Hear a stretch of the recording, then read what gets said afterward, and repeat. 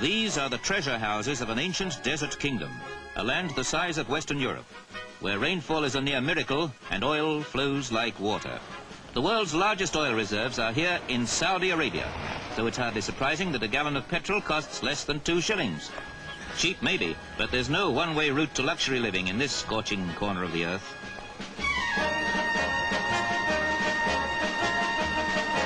Saudi Arabia, despite its potential wealth, is a country that needs help and guidance.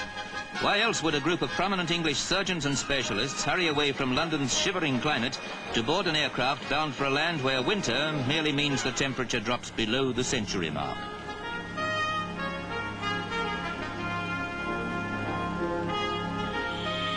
Organized by the International Cultural Exchange, the visit is designed to advise and encourage the still inadequate Saudi medical service, and whether it's a hospital in London or the capital Riyadh, the urgency for expert attention is just as great.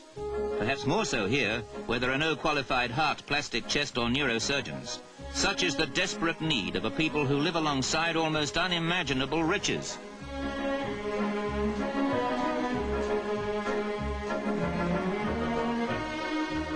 Eye infections are so common that operations are often performed in the patient's home.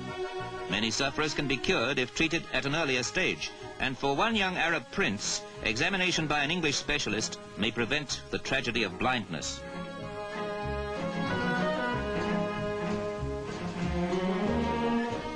Prince or pauper, the queue of patients is endless. Operations are performed not only to save lives, but to instruct and encourage Saudi Arabian doctors to stamp out some frightening diseases in a country where many adults die before they're 40. Even to get a prescription, patients must first buy a bottle at the curbside. A stream of Arabs shuffling forward for hospital treatment is perhaps primitive to Western eyes. These people seem to accept the waiting and the unimportance of time, probably because time can be based on any one of 3 systems, all hours different from each other. And that's only one frustration for the traveller. He can get lost in a maze of narrow, high-walled city streets where time seems to have passed by altogether. An innocent game in a dusty street can be a threat to health, yet children seem to ignore the dangers out in the thirsty heat.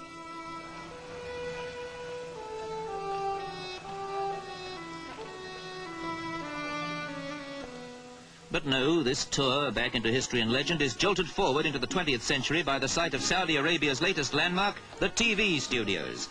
And there's almost a big screen atmosphere about a visit to the palace of King Faisal, the immensely rich monarch of this desert kingdom.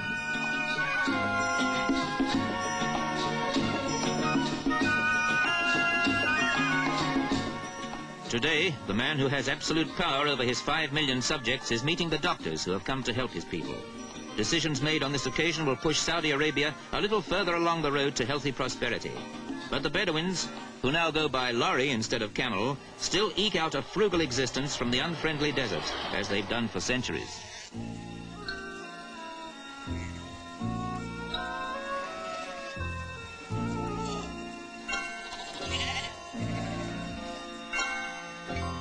Somehow the nomadic tribes manage to survive in this scorching sea of sand. The oil beneath means nothing to their unchanging way of life.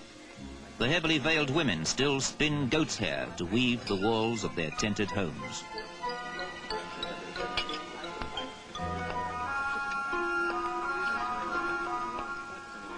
The Bedouins are a fierce, proud people, often resisting attempts at resettlement. They wander across an uncharted wilderness, ignoring the extremes of temperature. Tribal customs are always upheld. Girls have to be veiled when they reach 12, the marriageable age.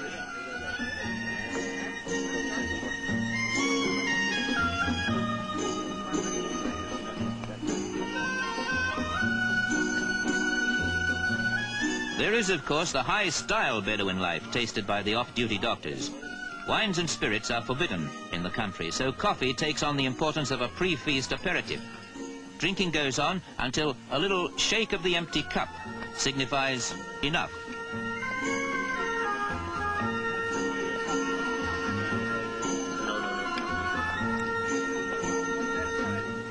All the Bedouin courtesies and rituals are observed.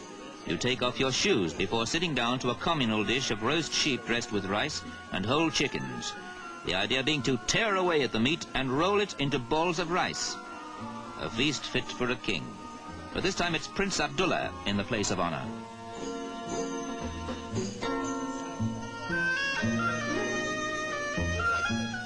It's difficult to imagine how the wealth from oil could possibly reshape the lives of these desert nomads. The goat market is much the same as it was in the days when the whole country was just a blank on the map.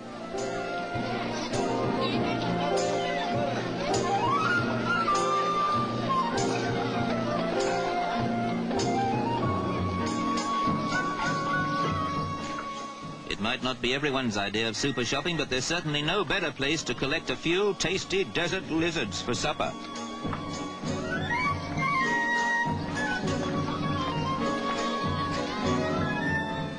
Saudi Arabia cannot ignore or escape the domination of the desert, yet there are isolated places where it blossoms into jungle lushness.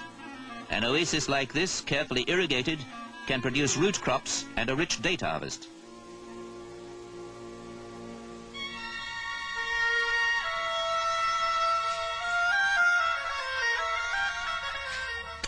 Here indeed is proof that the desert can be made fertile. It's a favorite site for tribes who pitch their tents in such unexpected greenery. Some even build small huts for a longer escape from the open desert.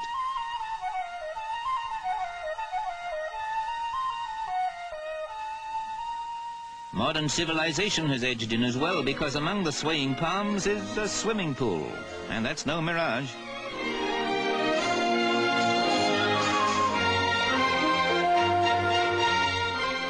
A land of too little water and too much oil. That would probably describe the dilemma of a country which is only just realizing its importance in the 20th century. Those treasure houses in the desert may represent great future wealth, but that's not enough. Saudi Arabia needs expert advice and encouragement. Just in fact what the doctors ordered, and by their goodwill example, underlined.